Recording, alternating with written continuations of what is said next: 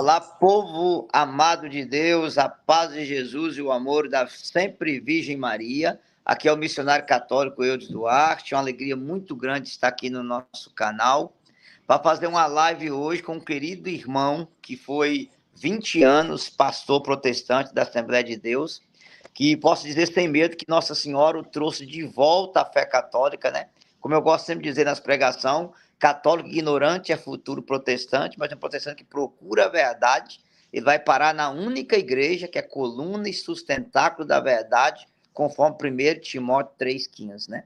Paulo vai dizer, a igreja do Deus vivo é coluna e sustentáculo da verdade. Ou seja, quando o católico é ignorante, ele vira um futuro protestante. Mas quando um protestante procura a verdade, ele vai parar na única igreja que é coluna e sustentáculo da verdade. E hoje eu estou aqui com meu querido irmão em Cristo, pastor, ex-pastor, né, Jean-Pierre, e graças a Deus nos conhecemos só pela internet, né, irmão? Já mandei você em várias missões, divulgo você demais, mas não conhecemos pessoalmente ainda. Mas o ano que vem a gente vai se conhecer em nome de Jesus. Queria que você se apresentasse para o pessoal, meu irmão. Pode se apresentar de onde que você é e nós vamos começar já o seu testemunho. Amém. Salve Maria Santíssima. Muito obrigado, missionário Eudes, pela oportunidade de estar aqui compartilhando com você e com todos os nossos queridos, nossos amados irmãos, né? A respeito daquilo que Deus fez na minha vida. É um privilégio. Eu assim, sou um privilegiado. Me considero muito abençoado por ter esse espaço e poder compartilhar aquilo que Deus fez na minha vida, através da intercessão da nossa amada e Santíssima Mãe do Céu. Meu nome é Jean-Pierre, eu sou casado há 27 anos com a minha esposa Marinalva. Nós temos duas filhas, a Emily com 22 anos e a Thalia com 13 anos. E da Emily e do meu genro, né, o João Vitor, nós temos dois netinhos, o João Miguel e o Arthur, né? E eu tenho 44 anos de idade, moro em Salgado Filho, no estado do Paraná, aqui na divisa com a Argentina, né? Aqui a cidade de Bernardo de Irigoyen, dentro da Argentina, tem uns 30 quilômetros, né? E, então, no extremo oeste aqui do estado do Paraná. E fui pastor, como disse o missionário Eudes, por um período de 20 anos na igreja da Assembleia de Deus. Ótimo. Meu irmão, eu já vou começar direto, né? A carta de São Paulo, a carta de São Pedro, perdão, primeira carta de Pedro, capítulo 3, versículo 15, diz assim: estais sempre prontos a responder para a vossa defesa a todo aquele que vos pedir a razão de vossa esperança. Fazei com suavidade e respeito. Já quero fazer uma pergunta para você, assim, bem direta e objetiva, né? Como foi que o Jean-Pierre conheceu o protestantismo e que denominação protestante que você foi tantos anos pastor? Certo. Eu nasci numa família católica, uma família tradicionalmente católica. Meu avô materno, minha avó materna eram católicos e tinham uma participação bastante expressiva na Igreja Católica, aqui na minha cidade, onde eu moro hoje. E também os meus avós paternos, né, também eram católicos, tradicionalmente católicos. Minha avó paterna, a dona Aurora, era legionária. E eu cresci com esse ambiente católico, né, participando da Santa Missa, aos domingos, participando da Pastoral da Juventude, do Cursílio, da Renovação Carismática, da própria Legião de Maria, né? Então eu me apaixonei pela Igreja Católica, participando com a minha avó da Legião de Maria. Ali eu aprendi a rezar o terço, ali eu aprendi tudo que era básico, né, da minha fé católica, da minha formação católica. E depois, na minha adolescência, né, eu comecei a ter contato com protestantes, eu comecei a conversar muito com protestantes, e eu tinha a impressão, missionário Eudes, que a a intensidade da fé dos protestantes era maior do que da minha comunidade, do que da minha paróquia.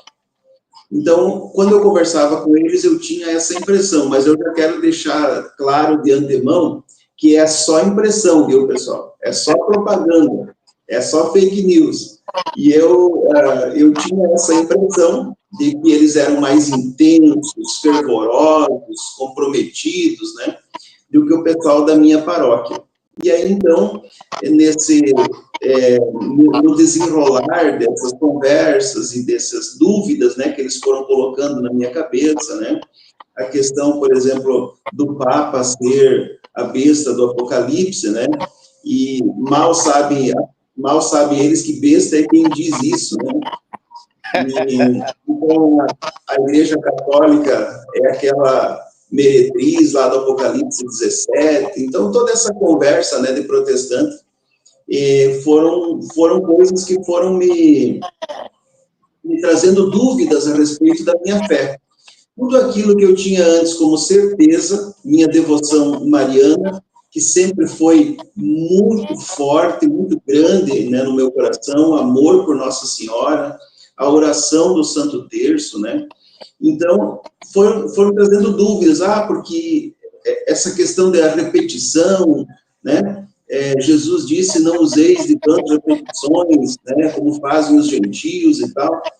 Então, todas essas dúvidas que eles foram plantando, tirando textos, né, fora do contexto, distorcendo outros textos, foram me convencendo de que a fé protestante era a correta. Então, eu acabei aqui, na cidade de Salgado Filho, onde eu moro, eu acabei indo, então, fazer parte da Igreja Assembleia de Deus. Eu tinha meus 16 anos de idade, mais ou menos, nessa época. Então, eu era um adolescente. Eu vinha já de uma família, apesar de os meus avós serem tradicionalmente católicos, a família onde eu fui criado com meu pai e minha mãe era uma família bastante de difícil convivência, né, com questões de alcoolismo, de violência. Então, na minha adolescência, eu busquei me encontrar dentro da igreja protestante. Mas logo que eu cheguei na igreja protestante, eu já percebi a hostilidade do ambiente, né? Essas disputas internas por cargos, né? Por ter oportunidade para pregar ou não, ter oportunidade para cantar ou não. Eu já comecei a perceber essa diferença grande que havia entre a minha paróquia e aquela comunidade que eu estava entrando agora. Eu não voltei, missionário, nessa época para a Igreja Católica por vergonha. Vergonha de admitir que eu tinha errado. Vergonha de admitir que eu tinha tomado uma decisão errada. Então, eu fui permanecendo e fazendo o seguinte raciocínio. Bom, mesmo que eu esteja num ambiente que tenha todas essas questões, eu vou procurar viver a minha fé de uma forma verdadeira, de uma forma sincera, né? E assim eu fiz durante muito tempo. Então, lá com meus 17 anos, eu conheci a minha esposa. Com 18 anos, nós noivamos, no dia 30 de janeiro, dia do meu aniversário. E no dia 1º de maio de 1999, nós nos casamos, na Igreja Assembleia de Deus. Sim.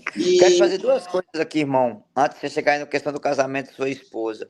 Primeiro, pedir às pessoas que compartilhem essa live, para várias pessoas poderem acompanhar. E outra coisa eu quero pedir, alguém disse que o microfone seu está chiando. As pessoas confirmem aqui. Se o microfone do Jean estiver chiando, ele melhorar lá. Então, vocês falam aqui. Antes de chegar nesse testemunho do seu matrimônio, eu queria te fazer uma pergunta. O que os protestantes te acusavam contra a fé católica que mais te gerava dúvida? Era a questão das imagens, do Papa, da besta do Apocalipse? O que mais confundiu sua cabeça naquela época de adolescente? Na verdade, tudo confundiu, né? Eles são os protestantes, né? Me perdoem aqueles que estão nos acompanhando, não é um ataque pessoal, não é, né? Mas os protestantes, eles são agentes de dúvidas, eles não são agentes de certezas, né? Então, eles pregam o evangelho a partir da dúvida, a partir do anticatolicismo. Então, tudo isso trazia para mim muita dúvida, mas principalmente em relação às orações, né, repetidas, em relação à adoração de imagens, né, que são acusações que eles fazem, né, a questão também do batismo de crianças, né, que o batismo deve acontecer quando a pessoa é adulta, Jesus foi batizado adulto e assim por diante. Então, todas essas questões foram questões que foram trazendo dúvidas. E é claro que havia, na minha paróquia, respostas para essas perguntas, né? Mas, junto com a pregação protestante, eles trazem também um sentimento de rebeldia. Todo protestante é um rebelde, né? Por quê? Porque ele herda, né? Ele herdou isso da própria fé que ele professa. Então, nesse momento, eu já não estava mais, assim, aberto para ouvir a minha paróquia, para ouvir o meu sacerdote, o meu pároco, as pessoas da minha comunidade. Eu já estava, digamos assim, com a cabeça feita, né? De que tudo isso era uma realidade, que eu tinha que abandonar o catolicismo, que eu tinha que ir para o protestantismo, porque supostamente no protestantismo era o único lugar onde eu encontraria a verdade. Sim. E você se casou com 19 anos e se tornou pastor com quantos anos, meu irmão? Eu me casei com 18 anos e me tornei pastor com 20 anos. Eita, com 20 anos, deixa eu te fazer uma pergunta. esposa, Tirou muito sim, católico da igreja católica, batia muito na igreja, como que era? Lamentavelmente. Lamentavelmente. As mesmas Nós coisas que você assumimos... aprendeu, idolatria, imagem, o Papa era besta, você replicava tudo. Exatamente. Porque o meu sogro, ele era também o nosso pastor, né? Então, eu fui auxiliar do meu sogro, que era o nosso pastor. Então, nós assumimos 3 igrejas no interior, numa cidade do município lá de Santa Catarina, e ali eu e minha esposa, então, iniciamos nosso ministério pastoral, e atendendo essas igrejas do interior, né, lá na roça, no sítio, né, e para ir ganhando experiência, caminhada, né, para depois assumir outras igrejas e cidades maiores. Então, Ótimo. nessa época... Oi. Deixa eu só te fazer uma pergunta, para pedir o seu favor. O pessoal está dizendo que está chiando um pouco a sua voz e está falhando um pouquinho. Se você puder melhorar ela aí. Deixa eu tentar baixar aqui um pouco o microfone. Melhorou? Ótimo. Assim que o pessoal falar aqui, eu falo para você. Então, e quantos anos, meu irmão, você ficou na Assembleia de Deus como pastor? Eu fiquei em torno de 20 anos. 20 anos. Então, nesses 20 anos, você pegava tudo aquilo que eles pregavam, né? Sobre imagem, idolatria, sobre o Papa, e replicava isso para as pessoas. Exato. Eu tinha, na verdade, a Assembleia de Deus, ela é uma igreja comandada por famílias, né? Então, como que funciona?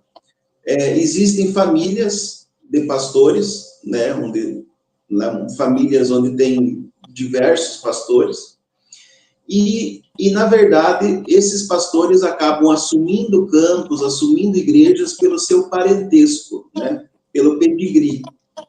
Então, é o pedigree quem determina a vocação ministerial. Então, como eu não tinha familiares, né, no ministério, eu era o único evangélico, até onde eu sabia, da minha família, e tinha o meu sogro. Mas o meu sogro, ele se aposentou muito cedo, porque ele teve câncer, e ele foi para o tratamento, demorou muito para se recuperar, acabou se aposentando. Então, a partir disso, ficamos apenas eu e minha esposa no ministério pastoral. Aí, o que acontece? Então, quero te fazer uma outra pergunta aqui, antes de você continuar. No seu ramo assembleiano, eu ia te perguntar isso, que eu sei que essa Assembleia de Deus é muito dividida, né? Tem aquelas que é arrebatamento pré-tributalista, pós-tributalista, tem aquelas que é mais pentecostal, tem aquelas que é mais tradicional. Como que era o ramo assembleiano? Eu queria que você falasse para o povo um pouquinho dessa divisão que tem no meio dessa Assembleia de Deus, que lá divide entre eles mesmos e cada um tem uma corrente teológica diferente. Exatamente. Assim, a Assembleia de Deus da qual eu fazia parte é conhecida como Assembleia de Deus do Belém ou Assembleia de Deus da Missão, né? Como dizem, a Assembleiona, né? A mãe das outras assembleias, né? Aquela que foi fundada lá em Belém do Pará em 1911. Então, essa era a Igreja Assembleia de Deus que eu fazia parte. Respondendo a primeira pergunta, para daí entrar nessa, missionário, eu estudei muito a doutrina e a história do protestantismo. Então, eu me destacava nessa época pelos cursos, pelos simpósios, pelas conferências, pelos seminários, né, que eu fazia do Paraná até o Rio Grande do Sul, né, em muitas cidades. E eu tenho até hoje, né, um pano onde eu tinha desenhado todos os personagens ali do Apocalipse, e é uma obra de arte, verdadeira obra de arte. Minha mãe pintou, minha mãe era pintora, e ela pintou esse pano, e eu viajava precisamente com esse material, fazendo estudo nas igrejas protestantes, desde luteranos, adventistas, batistas, igreja quadrangular, igreja Assembleia de Deus, em diversos tipos de denominação, comunidades, né? Não tive o desprazer de participar de nenhum culto da Igreja da Parede Preta, graças a Deus, mas, tirando a Parede Preta, eu acho que eu preguei em todas as denominações daí evangélicas. E a Assembleia de Deus, ela pregar até na Adventista? Até na Adventista você pregou? Dentro da Igreja Adventista. Eu fiz lançamento de um livro meu dentro de uma Igreja Adventista. Rapaz do céu, isso é proeza. Dentro da Igreja Adventista. Tinha um pastor que era muito, muito conhecido meu, e quando eu fiz o lançamento desse livro, um livro que se chamava Ressurreição, ele me chamou para fazer o lançamento desse livro dentro da reunião lá do culto da Igreja Adventista. E o que acontece com a Assembleia de Deus? Ela se fraciona, né? Ela vai se fracionando, porque a Igreja Assembleia de Deus, ela foi fundada por dois batistas, né? Daniel Berg e Gunnar Wingren, que vieram dos Estados Unidos. Eles eram suecos, mas vieram dos Estados Unidos, tendo tido contato com um pastor chamado William Seymour, lá da Rua Azusa, né? Esse pastor William Seymour foi quem foi o grande avivalista, né? Nessa época, que acabou, então, encontrando esses missionários ali, o Daniel Berg e Gunnar Wingren. Eles vieram, então, para o Brasil, e aqui no Brasil, como eles eram batistas, eles foram congregar na Igreja Batista. Mas eles traziam com eles a pregação do pentecostalismo, que até então era rejeitado pela Igreja Batista como heresia. Eles, obviamente, começaram a pregar sobre o pentecostalismo dentro da Igreja Batista, e a Igreja Batista, então, brasileira, excluiu os dois missionários, aí, o Daniel Berg e o Gunnar Wingren, e eles, então, deram início a uma igreja que primeiro se chamou Igreja da Fé Apostólica, teve mais um outro nome, depois, então, o terceiro nome foi Assembleia de Deus, que era um movimento, né, Assembly of God, lá dos Estados Unidos, que eles trouxeram para o Brasil, então, esse nome, e eles começaram, então, a ter o seu próprio ministério, sua própria igreja, né? Aí, a partir disso, então, começou a se fracionar.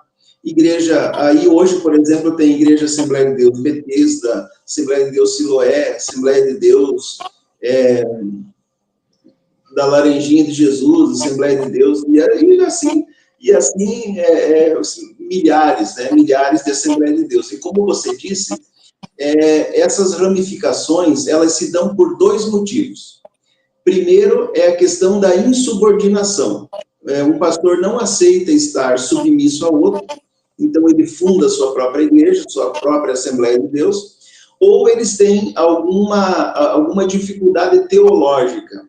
E aí entra essa questão, né? Normalmente, o assembleiano, ele é pré-tribulacionista, ele acredita que haverá um arrebatamento secreto, e depois desse arrebatamento começa um período que eles chamam de grande tribulação, que dura aí 7 anos, e aí então Jesus volta uma terceira vez, né, trazendo aqueles que foram arrebatados. Esse é o pensamento da linha majoritária aí dos assembleianos, mas tem assembleiano mesotribulacionista, que acredita que a volta de Jesus vai acontecer no meio da tribulação, os pós-tribulacionistas, aqueles que acreditam que vai acontecer depois da grande tribulação. Então, tem muitas divisões. Por exemplo, tem a Assembleia de Deus do sétimo dia, a Assembleia de Deus que guarda o sábado. Essa eu não conhecia. Eu sabia que tinha Batista do sétimo dia, mas da Assembleia eu não sabia. Tem assembleianos que guardam o sábado. Então, por exemplo, é quase impossível você falar a respeito do que é a Assembleia de Deus hoje, né? Então, tem várias convenções, né? Tem a CGADB, que é a Convenção Geral das Assembleias de Deus no Brasil. Tem aí cada estado tem uma convenção que é ligada à CGADB. Aí existem outras convenções que não são ligadas à CGADB, como por exemplo, a Madureira, né? Assembleia de Deus de Madureira, ela é uma convenção separada, mais conhecida aí como Assembleia de Deus do Brás, né? E então já é um outro ramo de Assembleia de Deus. O convívio entre eles não é nada pacífico. Sim, eu ia te perguntar sobre isso mesmo. Mas antes de perguntar, o pessoal disse que voltou a chiar de novo. Aí você dá uma melhoradinha aí. Eu quero te fazer uma pergunta, enquanto você conserta aí, para a gente parar a chiata. Fala para o pessoal aqui essa questão dessa doutrina maluca do arrebatamento, que me parece que é uma doutrina que tem 200 anos, no máximo, né? Ela é uma doutrina bem nova. E há quem crê no arrebatamento antes da tribulação, no meio da tribulação e pós-tribulação. E é engraçado, você pega aquele pastor que debate muito, César Cavalcante, ele era pré-tributalista, depois virou mesotributalista, passou a acreditar no meio e agora é pós-tributalista. Assim, é uma bagunça na cabeça do povo protestante. Eu queria que você contasse um pouquinho, antes de continuar o testemunho, sobre essa falsa doutrina do arrebatamento, que realmente ela é falsa. Como que ela surgiu, como é que a Assembleia pregava isso aí? Isso. O que acontece? A doutrina do pré-tribulacionismo, por exemplo, ela é uma doutrina que faz parte de uma outra doutrina maior chamada de dispensacionalismo. Então, esse dispensacionalismo é um pensamento que divide a história da humanidade em dispensações. Então, por exemplo, lá com Adão e Eva, tem a dispensação da inocência. Depois tem a dispensação da lei, a dispensação da graça. Então, aí tem a dispensação do juízo, que é a grande tribulação. E essa doutrina foi criada foi divulgada por um pastor chamado Nelson Darby. Esse Nelson Darby, ele foi um pastor que já tinha sido influenciado por uma mística, né? Uma mística protestante chamada Margarete. Ela e os irmãos dela tinham visões, revelações, e falavam em outras línguas, e profetizavam, né? E a maioria dos pastores na época condenou aquelas práticas, né? Os pastores que analisaram aquelas práticas chegaram à conclusão de que eram de origem demoníaca. O Nelson Darby, então, foi influenciado por essa mulher que pensava, que acreditava num arrebatamento secreto, né? No pré-tribulacionismo, E ele, então, acabou influenciando um outro pastor chamado Scofield. E esse pastor Scofield, ele lançou uma Bíblia no início do século XX. E nessa Bíblia ele colocou notas de rodapé falando a respeito desse pensamento do arrebatamento secreto. Então, como essa Bíblia ficou muito conhecida e divulgada nos Estados Unidos naquela época, praticamente todas as denominações pentecostais acabaram abraçando essa crença no pré-tribulacionismo, mas nunca na história da igreja, em nenhum momento, nem na época da patrística, nem na escolástica, nem entre os doutores da igreja, nem entre os reformadores, né, Lutero, Calvino, Knox, Zwinglio, nunca houve esse tipo de pensamento. Ele é um pensamento moderno agora, né, que surgiu aí no máximo 2 séculos atrás, né? Sim. E eu te perguntar, e aí, então você passou, agora vamos continuar, 20 anos como pastor. Qual foi a sua experiência assim, mais decepcionante no meio protestante? Foi a divisão, a confusão? O que mais assim, é triste no meio protestante? Eu acho que são 2 coisas, as 2 coisas mais repugnantes que eu vi no meio protestante são as heresias e a hipocrisia. Os 2 grandes problemas do protestantismo, as heresias e a hipocrisia. Então, por exemplo, a fé protestante, como eu disse, ela é uma fé de protesto, né? E tem pessoas, missionário, que pensam que a gente usa o termo protestante como pejorativo. E esse termo não é pejorativo. Foi o que aconteceu, né, lá na Dieta de Augsburgo, quando eles protestaram, né? Eles protestaram contra o príncipe, eles protestaram contra a igreja. Então, daí que vem o termo protestante. Então, ela é uma fé de protesto. A fé católica é uma fé de instrução, de edificação, de ensinamento, né, de acolhimento, de salvação. E a fé protestante é uma fé de negação. Então, a fé protestante é baseada em cima de negar aquilo que a Igreja Católica ensina. Então, por exemplo, eles pregam sobre a idolatria como uma negação da doutrina católica. Eles pregam sobre o batismo adulto como uma negação do batismo católico. Eles pregam, e assim por diante, todas as doutrinas protestantes são baseadas numa negação, num protesto, né? Então, por isso que é o que eu acho, assim, de mais perigoso e de mais, assim, como eu disse, repugnante do movimento protestante, são essa fé de negação e a hipocrisia. Por exemplo, os protestantes, eles falam que leem muito a Bíblia. E os católicos acreditam. Os protestantes dizem que leem a Bíblia e os católicos acreditam que eles leem a Bíblia. Então, só para você ter uma ideia, um certo dia eu fiz um estudo para obreiros, para futuros obreiros, e eu falei que os protestantes leem a Bíblia menos do que os católicos. E eu era pastor nessa época. Eles acharam um absurdo aquilo que eu falei. Não existe isso. Imagina, né, a igreja que é fundamentada na Bíblia, a igreja que tem a única fonte de fé e de prática cristã na Bíblia, como que essa igreja não é bíblica? Como que essa igreja não lê a Bíblia? Eu disse, eu vou fazer um teste bem simples. Prestem atenção no culto. No culto de encerramento daquele estudo bíblico, eu fiz uma pergunta, missionário.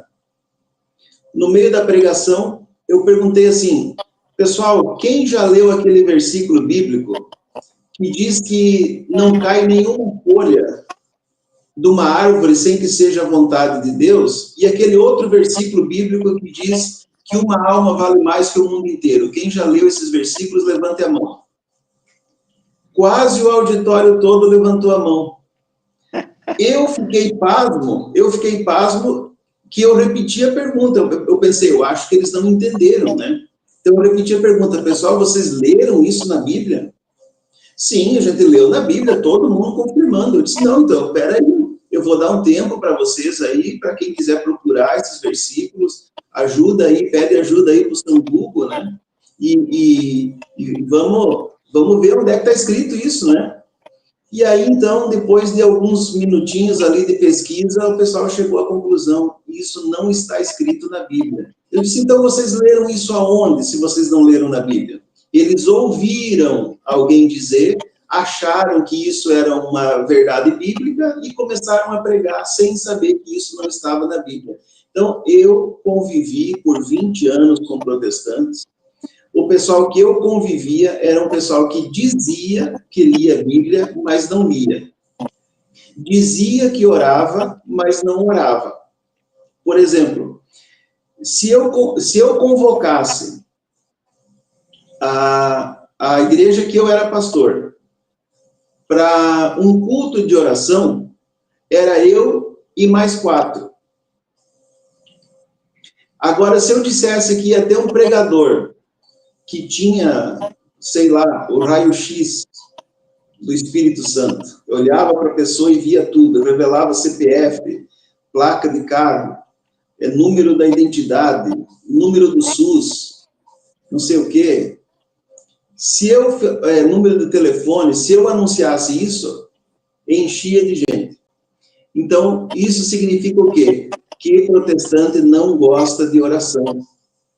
Agora, aqui na minha paróquia, aqui há poucos dias atrás, nós tivemos a novena da festa do nosso padroeiro, que é São Francisco de Assis. Então, nós tivemos a novena rezando o terço todos juntos. Missionário, a igreja estava todas as noites lotada de pessoas rezando o terço. Então você percebe que aquilo que eu falei no início do testemunho, eu tinha a impressão que o pessoal da minha comunidade não era tão intenso quanto eles, mas quando eu fui conviver com eles, eu percebi que essa intensidade era só no falar, essa intensidade era só na propaganda, mas não era uma coisa real, não era uma coisa que acontecia no dia a dia, né? Então, a maior decepção que eu tive com o protestantismo foi a falta de fundamentação bíblica, né, heresias, doutrinas heréticas e a hipocrisia. E me responde agora, como foi que a ficha começou a cair? Você começou a estudar a Igreja Católica, perceber que aquelas acusações que você fazia sobre idolatria, sobre batismo, sobre a Virgem Maria, não tinha nada a ver com que a ficha começou a cair disso aí. Depois de 20 anos, pastor protestante. Até pedi os irmãos que estão nos acompanhando, irmãos, quero pedir vocês pelo seguinte, ó, o Jean-Pierre tem um canal maravilhoso lá no YouTube, se cadastra no canal dele, pelo amor de Deus, para você divulgar o conteúdo que ele faz, tá? Ele tem um livro sobre Nossa Senhora, que a gente vai falar no final, para vocês poderem ajudar ele também. Quem puder ajudar no livro que ele vai lançar, ele está lançando um livro agora que ele vai falar o nome aí. E eu peço a vocês que divulguem a live e ajude. Por quê? Porque o povo católico perece por falta de conhecimento. Quando a gente vê um ex-pastor, 20 anos, pastor protestante, que descobriu que a igreja verdadeira é aquela que Jesus disse a Pedro, tu és Pedro, e sobre esta pedra edificarei a minha igreja, a gente tem que estender a mão, divulgar e ajudar. Então eu peço a vocês que estão vendo essa live, que vão ver depois, em nome de Jesus, nos ajuda a divulgar esse tipo de testemunho, porque palavras convencem, testemunho arrasta. A fé protestante é uma fé de emoção.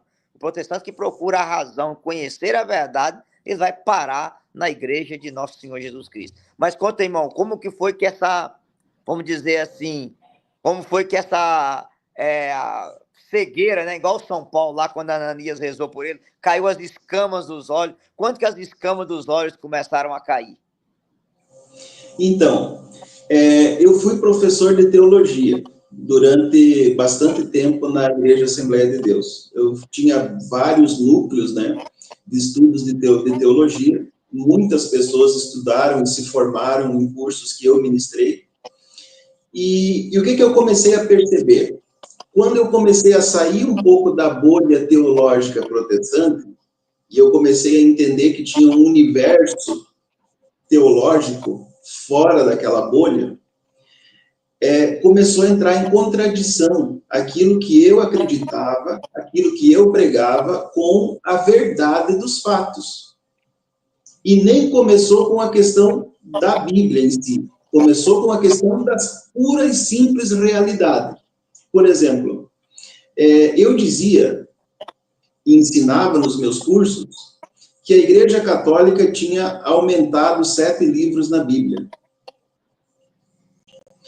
E aí, então, lá no concílio, acho que de Trento, se não me engano, a Igreja Católica aumentou 7 livros na Bíblia. Só que quando eu fui para uma pesquisa séria, sem paixões denominacionais, para entender como que aconteceu isso que eles chamavam de acréscimo, né, dos livros apócrifos, né, dos livros sem inspiração divina, que eles consideravam sem inspiração divina, aí que eu fui entender que a Igreja Católica usava a mesma tradução que os apóstolos de Jesus já usavam, em todos os tempos.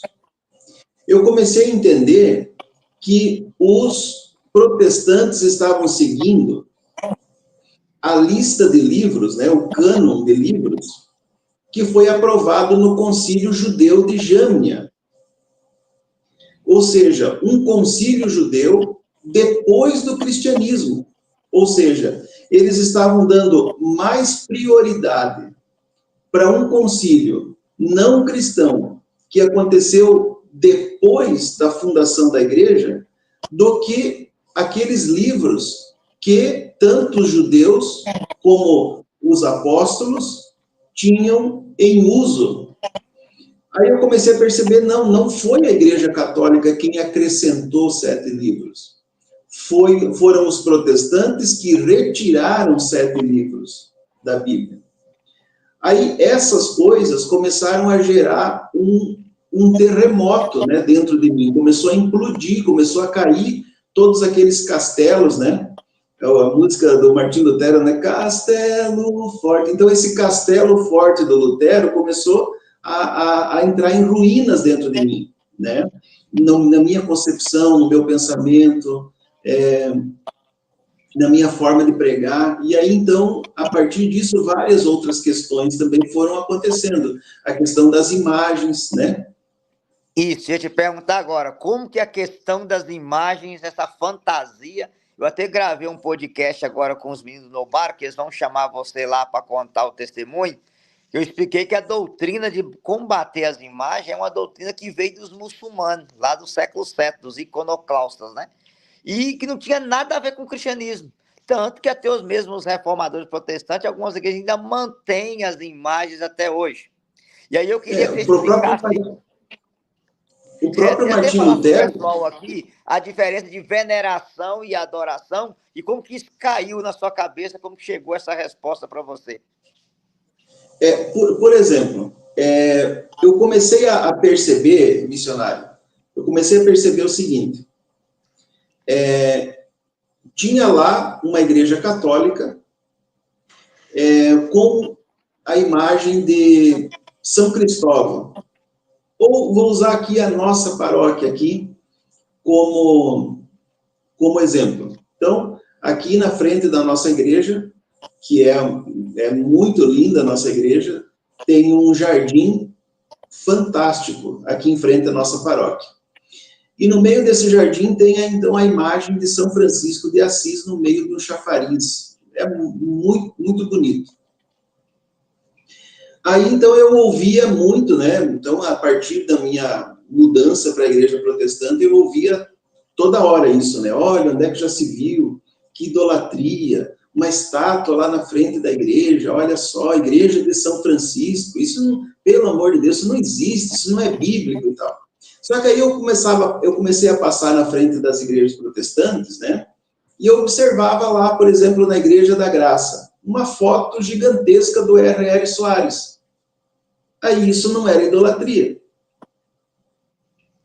Ou seja, eles faziam a mesma coisa, mas o que eles faziam não era idolatria, mas o que a Igreja Católica fazia era idolatria. Na frente da Igreja Mundial, um banner enorme com a foto do Valdemiro. Na frente da igreja, lá na igreja Universal, o pessoal entrando fantasiado de sacerdote, carregando a Arca da Aliança e criticando as procissões do catolicismo. Então eu comecei a ver, e aí, por exemplo, observar outros textos bíblicos, né, como Êxodo 20, não farás para ti imagem de escultura. Êxodo 25, Deus diz, Moisés, tu farás 2 querubins de ouro e colocarás em cima da Arca da Aliança, um de frente para o outro, com suas asas e tal. Aí depois Deus diz, olha, tu farás então o mar de bronze com 12 touros, né? 12 touros, lembrando lá daquele touro que foi, daquele bezerro de ouro que foi construído, sem a aprovação de Deus, e agora 12 touros de bronze que foram construídos com a aprovação de Deus. Aí, dentro do templo, né, desenhos de querubins, desenhos de anjos nas paredes, nas cortinas do templo.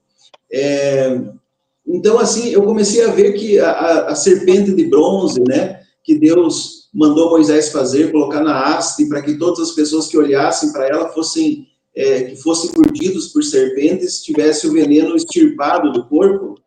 Então eu comecei a perceber que a questão não era as imagens, mas o que se fazia com essas imagens. Então, uma imagem que serve para veneração, né, para dulia, aonde a gente presta um culto de veneração, reconhecendo as virtudes cristãs que haviam na vida daquela pessoa e a importância de imitar essas virtudes, era um culto plenamente cristão, em total acordo com as Escrituras. Agora, um culto que fosse prestado uma adoração, e aí não é só a questão de imagem, é pastor, é cantor gospel, é culto da prosperidade, é o Mamon, né? O Mamon é o Deus hoje mais adorado pelos protestantes, se chama Mamon, né? Que é a teologia da prosperidade. Então, eu comecei a perceber onde estava a verdadeira idolatria, aquilo que de fato era idolatria. Então, aí começou esse movimento dentro de mim, de cair todas essas estruturas que eu tinha construído durante tanto tempo, essa base de teologia que eu tinha incensado, que eu tinha adorado, que eu tinha pregado, que eu tinha ensinado durante tanto tempo, começou a cair dentro do raciocínio simples, como eu disse para ti. Aí, quando eu comecei a ir para a Escritura mesmo, nós temos que cumprir as Escrituras, eu lia textos, por exemplo, quando Maria visitava a sua prima Santa Isabel, e Nossa Senhora dizia assim, doravante todas as gerações me proclamarão bem-aventurada. Eu dizia, eu não estou proclamando Maria bem-aventurada, portanto, não estou cumprindo esse versículo da Bíblia. Né? Aí, lá nas bodas de Caná, Jesus foi enfático, né? Quando ela veio interceder pelos noivos, acabou o vinho. Jesus responde, não chegou a minha hora. Então, existe uma negação por parte de Jesus. Mas logo em seguida, ele vai e opera o milagre. Ou seja, não chegou a minha hora, mas chegou. Chegou por quê? Porque alguém intercedeu, né? Da sua forma silenciosa, da sua forma simples, da sua forma humilde, como Nossa Senhora. Então, todos esses textos começaram a fazer, por exemplo, outra coisa, eu aprendi, também olhando a Bíblia, que a coluna e o sustentáculo, a firmeza da verdade, não estava nas Escrituras, mas estava na igreja. Eu aprendi e comecei a perceber que eu não podia fazer interpretação particular das profecias bíblicas. não podia criar a minha interpretação, o meu método, né? O meu sistema de interpretação. As escrituras tinham uma interpretação, e essa interpretação ortodoxa, correta das escrituras, não vinha a partir da minha forma de pensar, não vinha a partir do meu intelecto, né? Mas vinha a partir de quem? A partir da igreja, que é o sustentáculo e a firmeza da verdade. A igreja, a própria igreja que deu origem, a própria igreja que deu nascedouro, nascimento para as escrituras.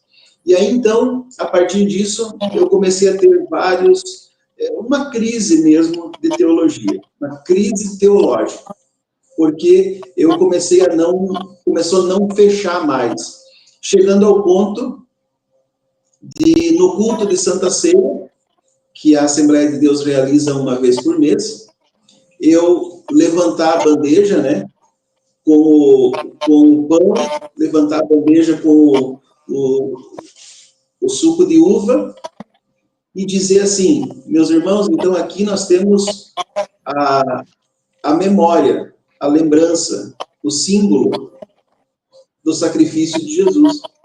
Mesmo eu lia o texto, né? O texto que eu costumava ler sempre como pastor, nessas ocasiões, era 1 Coríntios 11 e 23.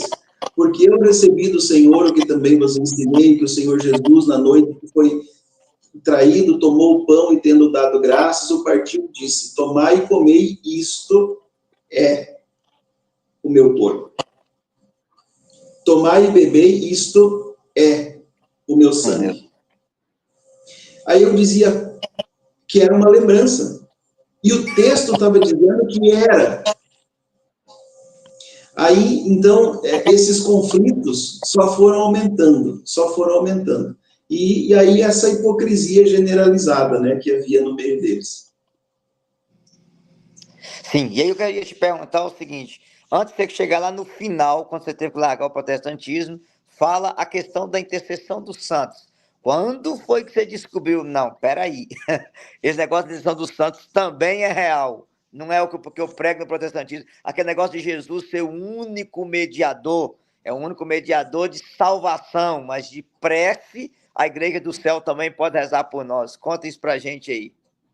Então, é uma questão que eu comecei a perceber o seguinte, intercessão não entra em discussão.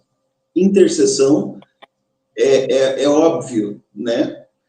Por exemplo, uma ocasião, São Pedro estava preso. E a igreja estava fazendo o quê? Orando por ele. Né? Então, ele foi liberto e apareceu, voltou para casa. Quando os irmãos abriram a porta, eles até disseram assim, não é Pedro, mas é o seu anjo, né? Eles estavam orando pela libertação de Pedro. Então, foi uma intercessão que foi ouvida. Uma oração de intercessão que foi atendida, né? Então, a intercessão, ela está clara nas Escrituras. O que os protestantes negavam era a intercessão dos santos que já tinham morrido. Mas, de repente, eu via Jesus dizendo que Deus não é Deus de mortos, mas Deus de vivos. Por isso que ele é chamado de Deus de Abraão, de Isaac e Jacó, porque para ele todos vivem, todos estão vivos. Então, lá em Apocalipse capítulo 6, eu também encontrava a palavra de Deus dizendo que os mártires, né, que estavam ali debaixo do altar do templo, as almas dos mártires, observe bem os termos que a Bíblia usa. As almas dos mártires que estavam embaixo do altar do templo estavam clamando a Deus por aquelas pessoas que estavam na terra. Então, é uma oração de intercessão. Outra coisa, eu pregava quando eu fazia um convite para aceitar Jesus, né? Pregava no final do culto, quem quer aceitar Jesus como Salvador? Aí eu dizia assim, aí vinha uma pessoa para frente, eu dizia assim, olha, meus irmãos, o céu está em festa porque um pecador se arrependeu. Como que o céu está em festa? Porque o céu sabe o que está acontecendo ali naquele momento. Então, os nossos irmãos que estão no céu, eles têm acesso ao trono de Deus, à presença de Deus, e pelos méritos que eles adquiriram a partir do sacrifício expiatório de Jesus Cristo, eles podem interceder pela igreja militante, por aqueles que estão aqui no mundo lutando pela sua santificação. Então, nós temos a igreja triunfante, daqueles que já estão no céu, a igreja militante, daqueles que estão aqui na terra, e a igreja padecente, daqueles irmãos que estão no estado de purificação, no purgatório. Só que essas três igrejas não são três corpos de Jesus. Jesus não é uma cabeça com três corpos, isso seria um monstro, né? Então, Jesus tem apenas um corpo, é por isso que a igreja é una, católica e apostólica, né? Então, é uma igreja só. Aqueles que morreram não deixaram de fazer parte da igreja. Aqueles que morreram continuam sendo igreja, apesar de estarem agora em outro lugar separados de nós, mas continuam sendo o corpo de Cristo. Então, essa comunicação entre a igreja, essa caridade entre a igreja, que mostra que a igreja de Jesus é una, porque ela não está separada, mas ela está ligada a partir da intercessão dos santos, é aquilo que a gente reza no símbolo apostólico, né? Creio na comunhão dos santos. Sim, glória a Deus. Quando foi que você chegou à conclusão assim, não, agora não dá mais para ser pastor protestante? Conta isso para a gente aí. Então, o que começou a acontecer comigo? Começou a acontecer uma saudade muito grande da Igreja Católica. Eita! Eu comecei a sentir saudade da Igreja Católica e até teve um dia que eu estava no quarto, preparando o sermão que eu ia pregar, final de semana, e eu estava com o celular e eu coloquei uma música no celular. E a música que eu coloquei no celular era a 13 de maio. Eita! Meu Deus! Da irmã Kelly Patrícia. Até que a minha filha bateu na porta e falou: pai, o que você está escutando? Está escutando Ave Maria? Ave, Ave, Ave Maria? Aí, então, começou a bater essa saudade da Igreja Católica.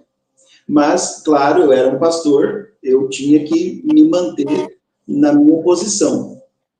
Aí, missionário, eu passei por um período muito difícil, de muitas perdas. Como eu falei no início, eu já tinha gatilhos da minha infância, que foi desculpa o termo, foi uma pocilga emocional.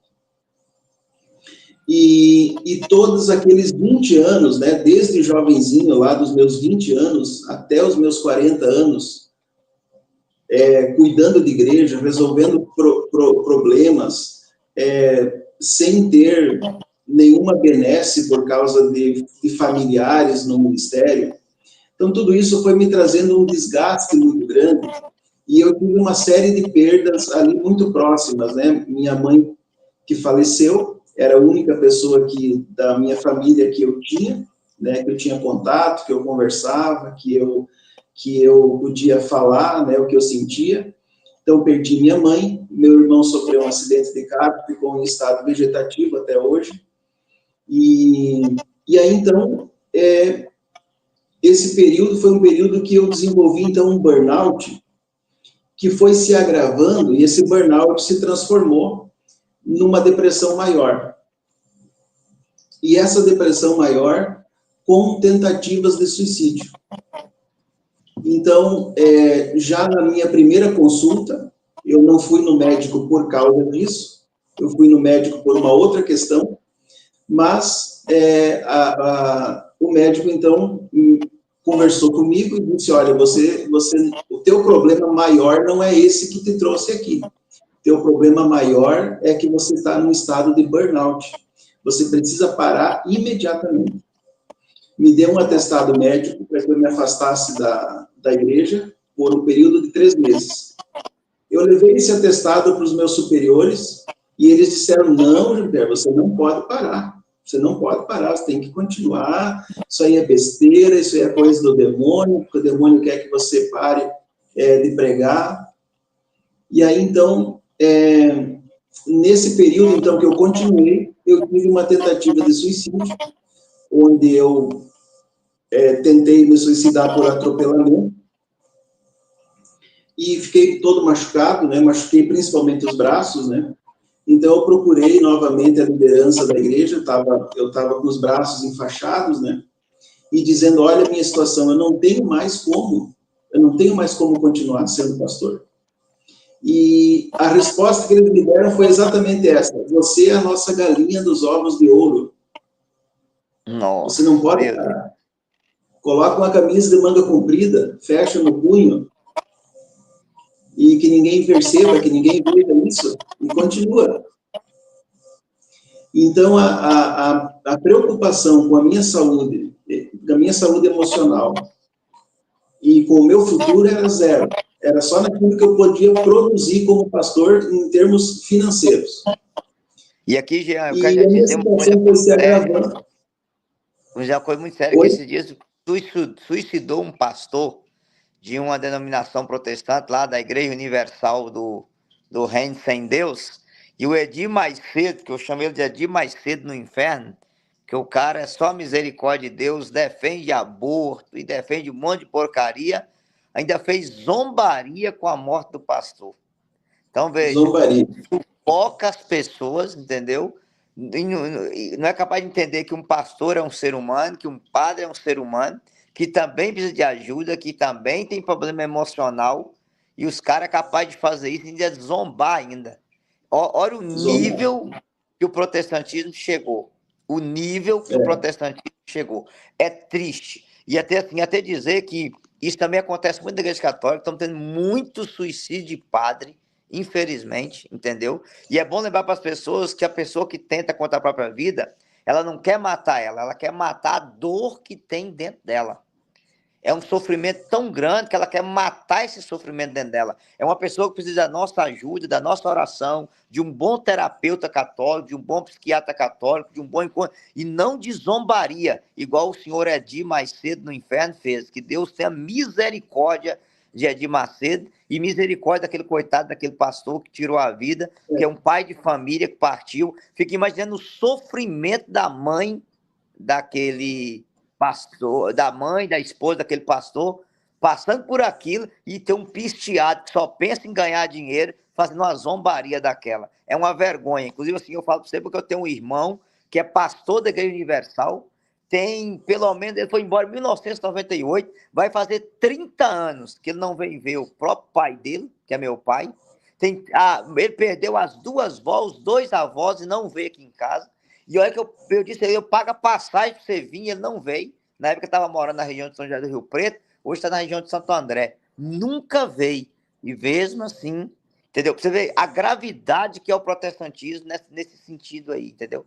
É triste você ver a gravidade que é isso. Muito grave. Então, assim, muito grave. Por exemplo, se você é gerente de qualquer empresa e uma pessoa chega para você com um atestado médico dizendo que tua situação é gravíssima, que você precisa se afastar imediatamente das suas atividades. Uma empresa secular afasta, imagina então a igreja que diz que é a verdadeira.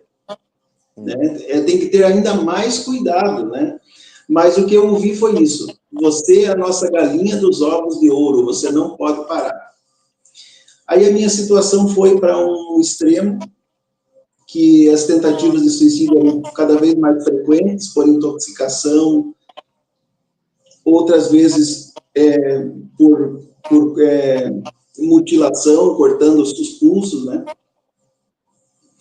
E aí eu acabei, então, mandando uma carta solicitando o meu desligamento do ministério, não da igreja, do ministério, por causa do meu tratamento de saúde. E acabei ficando 30 dias hospitalizado no hospital psiquiátrico lá do Rio Grande do Sul para estabilização psíquica. O que aconteceu nesse período, missionário?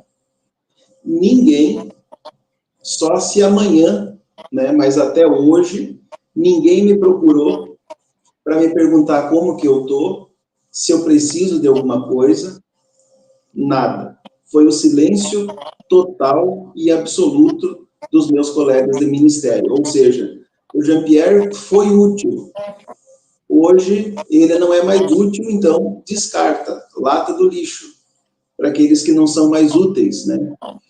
Então, eu fiquei esse período me tratando, pedi, implorei muitas vezes para receber uma visita, para receber uma oração, né? Eu, por exemplo, fui aconselhado muitas vezes, entra na justiça, abre um processo trabalhista. Eu disse, não, tudo que eu fiz para Jesus. Eu tenho certeza que mesmo com todos os erros que eu cometi, né, Jesus sabe da intenção do meu coração. Então eu não vou fazer isso jamais. Não é do meu perfil, da minha índole fazer isso. E aí, missionário, nesse período que eu fiquei afastado do ministério, porque a minha semana precisava ter 14 dias, e os meus dias precisavam ter 48 horas para eu fazer tudo aquilo que eu queria fazer na igreja. Então eu tinha um ativismo assim, que eu negligenciei a minha esposa, negligenciei as minhas filhas, para dar tudo que eu tinha, né, para a igreja protestante. Nesse período que eu fiquei em casa, foi o período onde eu fiquei mais reflexivo. Eu comecei a ler o Catecismo da Igreja Católica, eu comecei a ler o livro da Legião de Maria, que eu tenho aqui comigo, o Catecismo e o livro da Legião, e comecei, então, a ter um desejo no meu coração de ir visitar o Santuário de Nossa Senhora da Santa Cruz, lá em Erechim, entre Erechim e Aratiba, no Rio Grande do Sul, tem ali o Santuário de Nossa Senhora da Santa Cruz. Esse santuário, agora, as aparições marianas desse santuário, tanto a vidente, a Dona Doroteia, quanto as aparições de Nossa Senhora, estão agora em processo de reconhecimento pela Diocese de Erechim. Mas havia o Santuário de Nossa Senhora de Fátima, que fica no centro da cidade de Erechim, é um lugar muito movimentado, e eu então preferi ir para esse santuário de Nossa Senhora da Santa Cruz. Então, o que eu fiz? Na sexta-feira à noite, eu no sábado propus no meu coração ir no santuário de Nossa Senhora da Santa Cruz. Então, na sexta-feira à noite, no silêncio da noite, todo mundo dormindo, eu peguei um caderno para escrever uma carta para Nossa Senhora. Mesmo sendo protestante? Eu era pastor protestante. Eu era pastor, eu não tinha ainda, eu não estava na ativa, né, mas eu ainda estava fazendo parte da igreja. Aí, então, eu escrevi uma carta para Nossa Senhora. E eu comecei a contar para ela todos os detalhes da minha vida. E quando eu vi, eu enchi aquele caderno. Do começo ao fim, eu tenho até hoje o caderno guardado. E aí, então, no sábado, a minha ideia era essa: ir até o santuário e ler, diante da imagem de Nossa Senhora, aquela carta. E no sábado, a gente foi, então, para o santuário. Eu fui diante da imagem de Nossa Senhora e eu, então, fiz a leitura daquela carta. E no final daquela leitura, Nossa Senhora falou comigo. E eu já comecei a carta dizendo assim: a senhora sabe que eu sou um grande cara de pau. Porque eu só estou procurando pela senhora porque eu estou doente. Se eu estivesse bem, eu não iria lhe procurar. É porque eu estou doente, então eu sei que eu sou um cara de pau. E ela começou a falar comigo dizendo exatamente isso. Não se recrimine, não se puna, por me procurar agora que você está doendo. Porque quando o filho tropeça, cai e se machuca, são os braços da mãe que ele procura.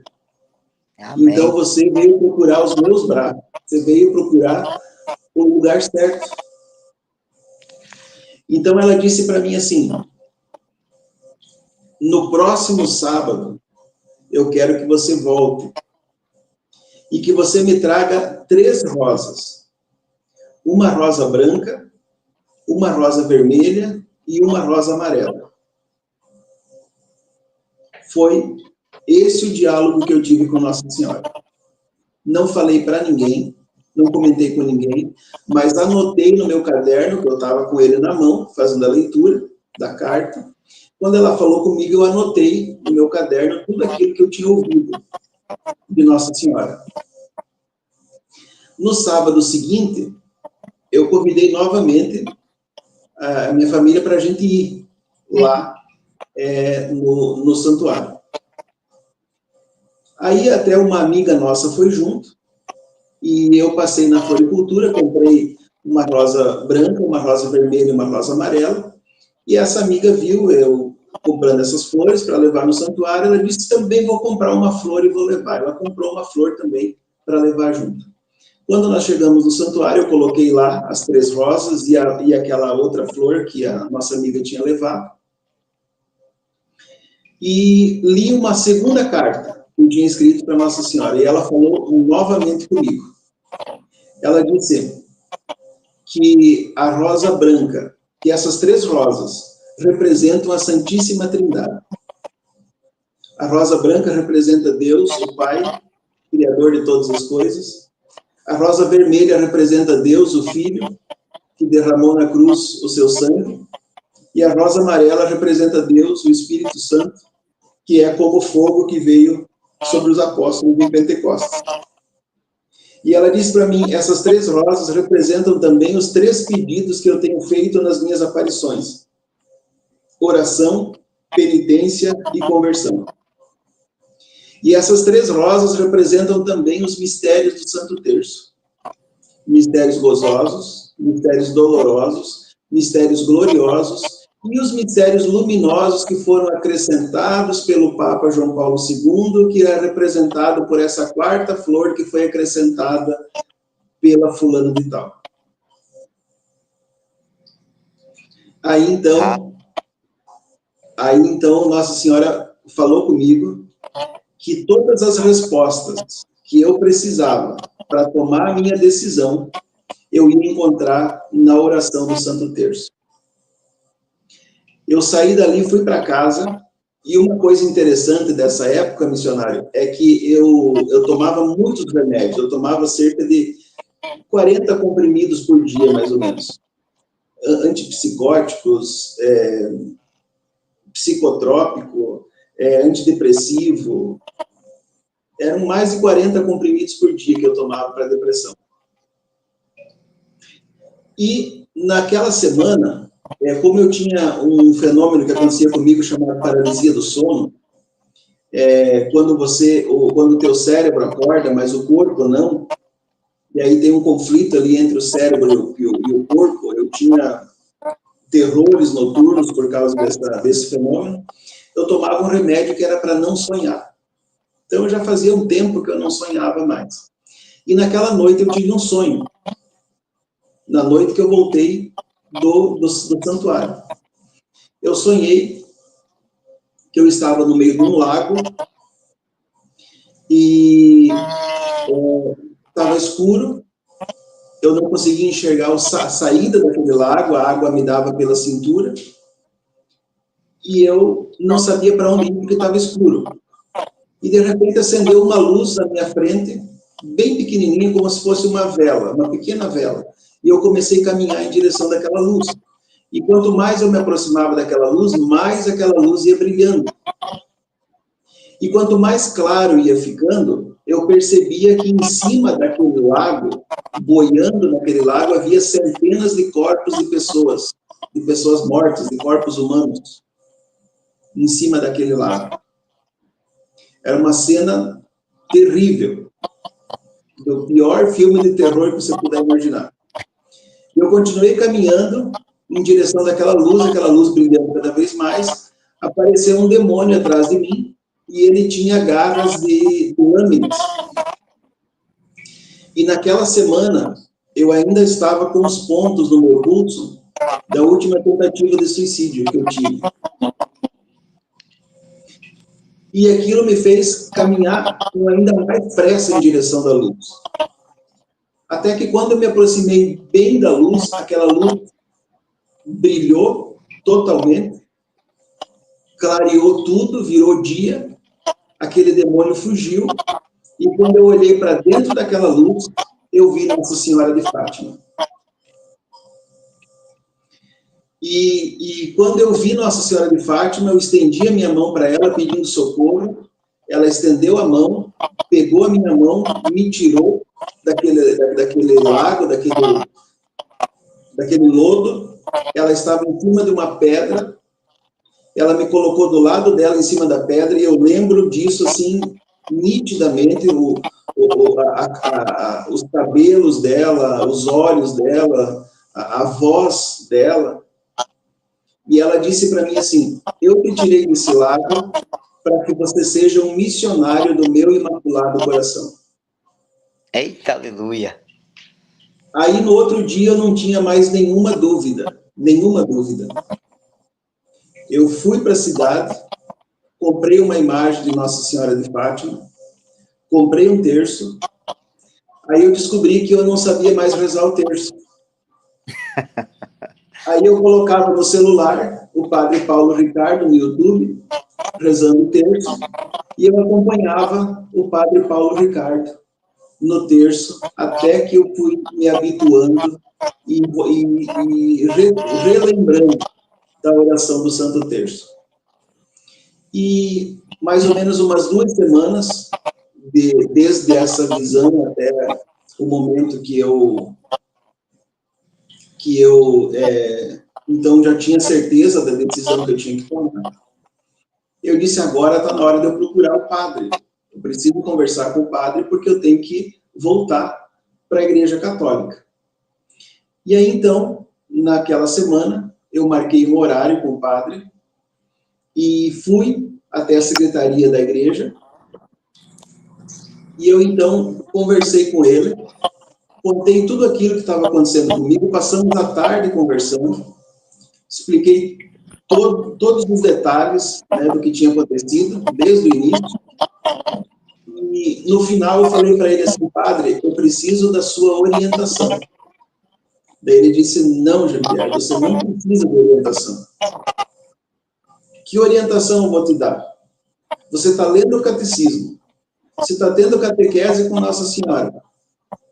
Você quer que eu diga alguma coisa para estragar o que Deus e Nossa Senhora estão fazendo na tua vida? Então você precisa de uma decisão, não de orientação. Eu disse: então, padre, eu quero voltar para a minha igreja.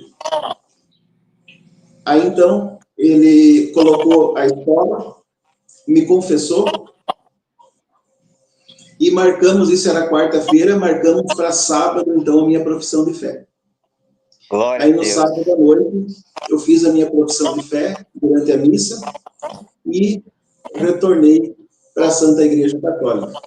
E a minha intenção, missionário, era ser católico. Eu queria ser católico. Eu queria participar da Santa Missa, adorar Jesus Eucarístico, participar da comunhão. Eu não tinha a mínima pretensão de fazer trabalho nenhum na Igreja Católica. Eu pensava comigo: se o padre me deixar entregar um buquê de flores para Nossa Senhora toda semana, eu já estou feliz. Se eu puder dobrar meus joelhos aqui e adorar Jesus no Santíssimo Sacramento, eu já sou o homem mais feliz da face da terra. Mas eu não imaginava aquelas palavras que Nossa Senhora tinha dito: você vai ser um missionário do meu Imaculado Coração. Então, isso que eu estou fazendo hoje com você aqui, eu nunca me passou pela cabeça, nunca imaginei, né, fazer isso. Então, hoje, eu tenho convicção plena de que a Igreja Católica é a igreja fundada por nosso Senhor Jesus Cristo, sob a rocha de Pedro. Eu tenho plena convicção nos sacramentos, eu tenho plena convicção na sucessão apostólica, eu tenho a plena convicção de que ser católico é estar no centro da vontade de Deus. Eita, aleluia. Bom, primeiro é o seguinte, mandar um abraço pro Tiago do Católico de Verdade, que você fez uma live com ele está acompanhando com nós aqui, que Deus possa abençoá-lo. E eu já quero te pedir uma coisa antes de continuar aqui, que eu vou te fazer 3 perguntas ainda. Passa seu telefone, de eu deixar para o pessoal aqui que precisa levar você na missão. Qual o DDD seu aí, fazendo favor? O telefone é 54... Espera aí, rapaz, 54... 9... Sim, 9... 9118... Pet 9128? Não, 9118. 9118, isso. 0342. 0342. Pessoal, tá aí, ó, o telefone do nosso irmão. Se você quiser levar ele na sua cidade, divulga para o seu sacerdote, para os irmãos que precisa. Vou repetir aqui, 54 99118 0342. Para você levar ele para contar o testemunho na sua cidade, pregar um retiro sobre Nossa Senhora e levar isso que Nossa Senhora ensinou, essas 3 rosas, do Pai, do Filho e do Espírito Santo. Também o pedido dela de penitência, conversão e oração. E, acima de tudo, a questão da 4ª rosa, que eram os mistérios que João Paulo II revelou, colocou para ele. Que maravilha! Glória a Deus por isso. Queria te fazer uma pergunta.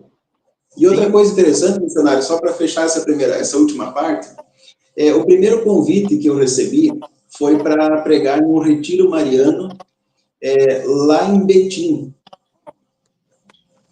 E nesse retiro, quando eu contei o testemunho, o irmão que tinha me convidado, o Juninho Noronha, ele me apresentou a imagem de Nossa Senhora da Rosa Mística.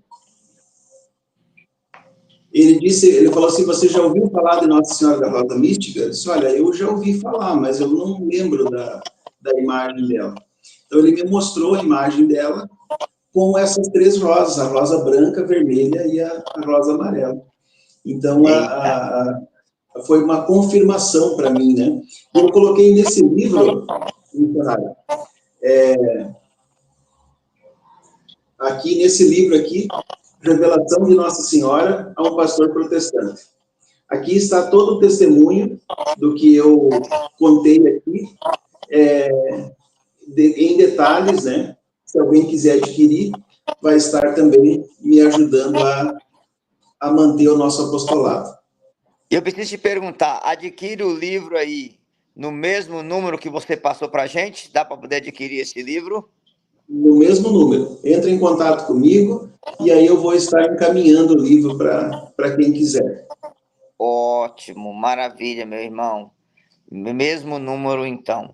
Aí, assim, eu fico feliz com isso, porque eu tenho esse livro, até adquiri alguns na sua mão, eu li, eu sei como é que o livro é profundo, simples e profundo, e vale a pena, gente. Nós não podemos deixar de estender a mão e ajudar quem está precisando nesse mistério de evangelização. Que maravilha, meu irmão. E outra coisa, assim, o Juninho é o meu grande amigo, um grande irmão em Cristo, tá? Ele até está lutando agora também com a depressão, como você lutou, para vencer a depressão. E assim, eu fico muito feliz com isso, você ter ido lá em Betim. E foi o Juninho que me falou de você. Falei, rapaz, que felicidade. Glória a Deus por isso. É os irmãos apresentando irmãos em Cristo que a gente precisa conhecer e levar o testemunho para outras pessoas. Eu queria te fazer uma última pergunta. Os dogmas de Nossa Senhora. Qual foi o dogma que, assim, quando a ficha caiu? Imaculada Conceição, Virgindade Perpétua, Assunção de Maria. Qual foi o dogma que mais teve dificuldade de conhecer e explicar para as pessoas? Nenhum. Foi fácil, rapidamente. Todos, assim foi, eu e Nossa Senhora é amor à primeira vista. sem nenhum tipo de resistência. Tanto a Imaculada Conceição foi simples de compreender, né? que ela foi escolhida para ser mãe de Jesus, lá no Gênesis ainda, né? Lá em Gênesis capítulo 3, né? Porém, inimizade entre ti e a mulher, entre a tua descendência e a dela, né? Então, ali já estava Nossa Senhora sendo mencionada nas Escrituras. Também o dogma da virgindade perpétua, para mim também foi muito fácil de assimilar, de entender e também de pregar sobre isso, né? Porque tem toda aquela questão dos protestantes, como eu disse lá no início, a fé protestante é uma fé de protesto, é uma fé de negação. Então, por exemplo, eles pegam aquilo que não está escrito no texto. Por exemplo, aonde a Bíblia diz que Pedro era casado? A Bíblia não diz que Pedro era casado. A Bíblia diz que Jesus curou a sogra de Pedro. Ah, mas se ele tinha sogra, provavelmente ele tinha esposa e tal. Tudo bem, não está escrito. Ah, Maria teve outros filhos. Onde está escrito que Maria teve outros filhos? Não, mas a Bíblia diz que Maria e os irmãos de Jesus. Mas a Bíblia não diz que Maria teve filhos. Então, quer dizer, eles fazem uma doutrina daquilo que está implícito no texto e esquecem aquilo que está explícito no texto, né? Então, para mim, todos os dogmas marianos só fortalecem a minha fé no único mediador, que é Jesus Cristo. Maravilha. Outra coisa que eu preciso perguntar a você, você falou que você está escrevendo um livro sobre as bruxas e a Inquisição Protestante. Fala isso para a gente aí. Isso. Dos temas que eu vejo bastante, que eu também atacava muito a Igreja Católica, e eu ouvia muitos pastores também atacando a Igreja Católica, é sobre a Inquisição, né? Então, historiadores, inimigos da Igreja, inimigos de Cristo, criaram uma versão histórica de que a Igreja Católica matou, assassinou milhões de pessoas na Idade Média, 100 milhões de pessoas. Praticamente toda a população da Europa foi assassinada e todas as florestas da Europa viraram lenha para queimar essas pessoas, né? Aí, quando você vai ver a abertura dos arquivos do Vaticano, quando o Papa permitiu e chamou todos aqueles historiadores para estudarem durante 6 anos a respeito dos arquivos da Inquisição, eles descobriram um número de mais ou menos 0,01% de pessoas condenadas daquelas que tinham sido acusadas de heresia. Então, o que acontece? Eu vejo muitas vezes protestantes desonestos dizendo que a Igreja Católica matou milhões de pessoas durante a caça às bruxas, quando, na verdade, a caça às bruxas aconteceu na Idade Moderna, não na Idade Média. E a caça às bruxas foi operada por líderes protestantes e não católicos. Então, quando você olha para o massacre que aconteceu em Salem, por exemplo, em Massachusetts, você vê um número, aí sim, uma crueldade e um número absurdo de pessoas que foram torturadas e que foram assassinadas e que foram queimadas, principalmente por Calvino. E aqui no Brasil, por exemplo, protestantes holandeses mataram cerca de 150 católicos. Inclusive, um deles teve o coração arrancado pelas costas. Por quê? Porque na hora que ele estava sendo morto, ele disse: viva o Santíssimo Sacramento. Então, houve um assassinato, houve uma inquisição, houve um extermínio de pessoas, mas não por parte da Igreja Católica na Idade Média, por parte da Revolução Protestante na Idade Moderna. Ótimo. Então, como vai chamar o livro, meu irmão? Qual o nome do livro? As Bruxas e a Inquisição Protestante. Esse livro vem mostrar a realidade da Inquisição Católica, que a Inquisição Católica, missionária, ela veio para salvar vidas de pessoas que eram linchadas, que não tinha um julgamento justo. Então, a Inquisição Católica, ela garantia um julgamento justo e ela garantia o fim desses linchamentos, desses assassinatos públicos, né? Então, a Igreja Católica criou os tribunais da Inquisição para salvar pessoas, quando, na verdade, o extermínio, o massacre veio por parte de protestantes durante a Idade Moderna. Ótimo. Inclusive, Jean, as pessoas que estão acompanhando essa live aqui, se você quiser fazer um aprofundamento sobre a Inquisição, eu te aconselho a ler um livro, é um livro um pouco grosso, chamado Inquisição, Tribunal de Misericórdia. É de um autor argentino, o mesmo autor que escreveu aquele livro 1490, Da Barbárie à Civilização. São 2 livros indicadíssimos. Vale a pena você ler esse livro, é um livro longo, de um cara que não é católico, mas que mostra todas as verdades e mentiras ensinadas sobre a Inquisição. Se você quiser aprofundar mais ainda, tem um livro de uma historiadora americana, chamada Diana Moxa. O livro chama As 7 Mentiras sobre a Igreja Católica.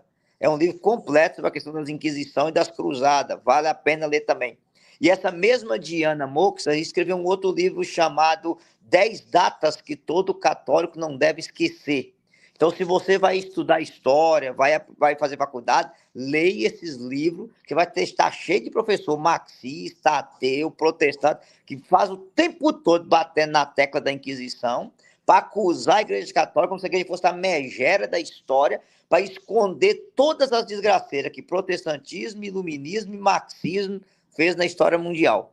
Então, as pessoas da Inquisição, vem a palavra inquérito, vem de Inquisição. As pessoas tinham direito a um julgamento justo, direito ao arrependimento. E, por exemplo, você citou aí, um dos maiores inquisidores da história foi o Bernardo lá, do século XII. Ele deu 929 sentenças, só 14 pessoas foram para o braço secular. Né? Bernardo de Gui, que chamava o inquisidor. Depois teve o Tomás de Torquemada, que acho que só 26 pessoas também foram. Então, assim, embora o Tomás de Torquemada era muito mais ligado aos reis da Espanha do que à igreja. Então, pessoal, muito cuidado com uma mentira repetida várias vezes vira verdade. Hoje, graças a Deus, temos grandes pessoas estudando sobre isso e mostrando as mentiras que foram criadas. E eu louvo a Deus por esse livro seu, e assim que saiu, eu já vou ser o primeiro a comprar, porque eu quero um para poder ler e divulgar para as pessoas, entendeu? Amém. E aqui, Jean, antes de terminar, dá um abraço aqui para o Fernando Barreto, lá de Paraisópolis, a Dalena, tem o pessoal do Nordeste te acompanhando, te mandando um abraço aqui, o Ângel, o Carlos Alexandre, são várias pessoas que passaram aqui, deixaram um recado. Volto a dizer, eu vou deixar no final dessa live aqui o telefone do Jean, o contato, para você levar na sua paróquia, chamar ele, para você adquirir os livros. Irmãos, eu sempre falo o seguinte, o pessoal de Pilar, no Alagoas, também te acompanhando, que nós católicos precisamos ajudar os irmãos protestantes que estão voltando para a Igreja Católica. Porque eu vou dizer para você, Jean, a maior alegria que eu tenho quando eu vejo um irmão igual você, que era pastor, que vem para cá, porque um pastor protestante, quando ele vira católico, ele é católico para valer. Enquanto a gente tem um bando de católico relaxado, ou católico de tradição, quando um pastor protestante vem para a igreja, ele é católico convicto, porque ele descobriu a verdade.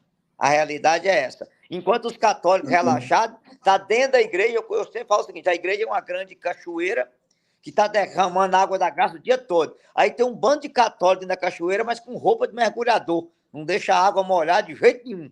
E um protestante, quando ele volta à fé católica, ele não tem roupa de mergulhador, não. Ele volta porque ele mergulhou na verdade da igreja, descobriu essa verdade, se apaixonou por essa verdade e se tornou católico. Então é nosso dever divulgar um testemunho igual o seu, que vai edificar a vida de muita gente, e graças a Deus, tem uma multidão de protestantes voltando para a fé católica. Então eu queria que você, mais uma vez, falasse seu telefone, o contato, para esse pessoal levar você e agora para poder testemunhar nas paróquias deles. Amém, amém. Então, quem gostaria de ter a nossa presença e o testemunho também na sua paróquia, no seu grupo de oração, pode entrar em contato comigo, né? 54 99118 0342. Esse telefone é o WhatsApp também. Pode repetir bem devagar, meu irmão. 54, vou anotar de novo aqui. Isso. 54 99118 0342. 42. Nesse 013 telefone, 40. você pode entrar em contato diretamente comigo. E, missionário, isso que você estava falando, a gente está vendo hoje essa explosão de conversões ao catolicismo, principalmente através de pessoas como você, como o nosso irmão Tiago, que estava aí acompanhando, né, a nossa entrevista, como o diácono João Vitor,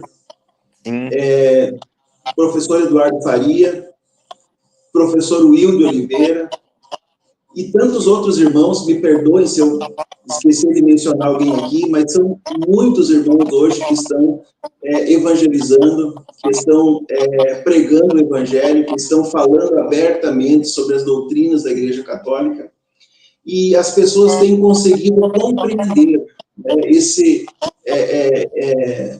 o advento aí dos celulares, do computador, da internet, facilitaram o acesso das pessoas à informação. Então, passou o tempo que o pastor podia mentir o que ele quisesse no culto e as pessoas engolir. Então, hoje tem pessoas fazendo contrapontos na internet, mostrando a verdade, mostrando a realidade, abrindo a Bíblia e mostrando os sacramentos na Bíblia, mostrando a sucessão apostólica na Bíblia, mostrando as doutrinas da igreja através das escrituras, que é o que eles mais atacam. A Igreja Católica não segue a Bíblia. Então, se você participar da Santa Missa durante 3 anos, nós temos 4 leituras, né, das escrituras durante a Santa Missa. Temos uma leitura do Testamento Antigo, uma leitura de Salmos, que às vezes é cantado, dependendo da paróquia, né, e também do material humano que está disponível, né. Na nossa paróquia, graças a Deus, nós temos vários irmãos que cantam muito bem. Temos a leitura de uma carta, né, e também temos a leitura do Evangelho. Nós temos 4 leituras bíblicas durante a Santa Missa, e se você participar de toda a Santa Missa aí num período de quase 3 anos, você vai ler a Bíblia toda.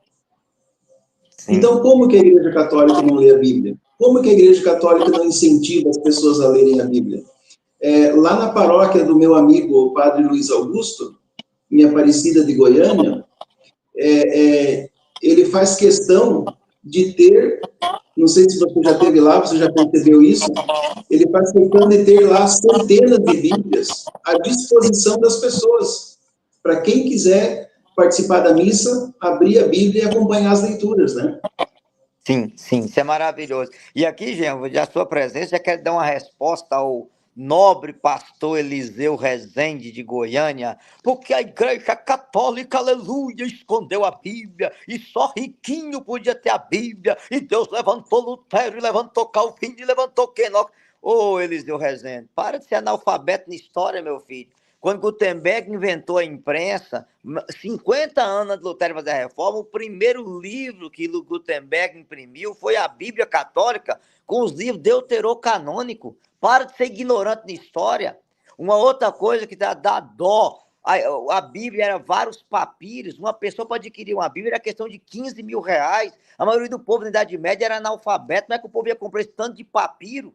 Se a Igreja Católica tivesse escondido a Bíblia, ela jamais teria mandado Gutenberg imprimir uma Bíblia, que foi o primeiro livro a ser impresso, assim que a imprensa foi inventada.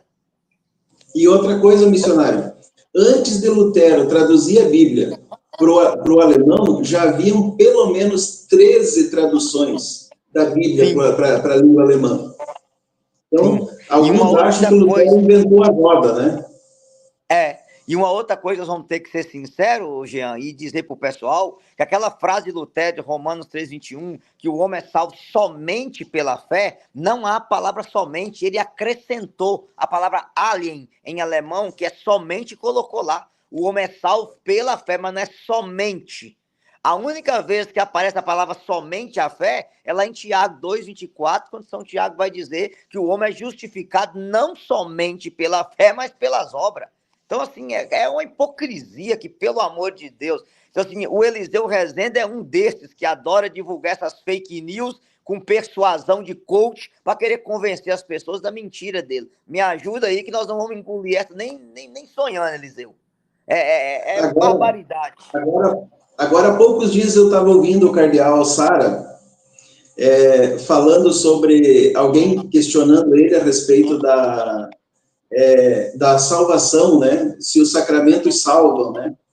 Aí ele começou a citar, então, os textos bíblicos que falam dos sacramentos, né?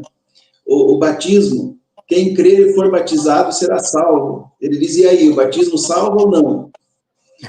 Quem come a minha carne e quem bebe o meu sangue tem a vida eterna. E eu ressuscitarei no último dia. E aí, o sacramento salva ou não? Aí, e ele foi citando, né? Quando Jesus apareceu ressuscitado para os apóstolos e disse: a quem perdoares os pecados serão perdoados, a quem retiveres serão retidos.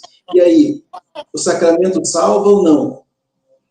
Então, você tem a própria resposta da tua pergunta. Então, foi, assim, muito sábio, cirúrgico mesmo, o cardeal Sara, impressionado com essa exposição que ele fez.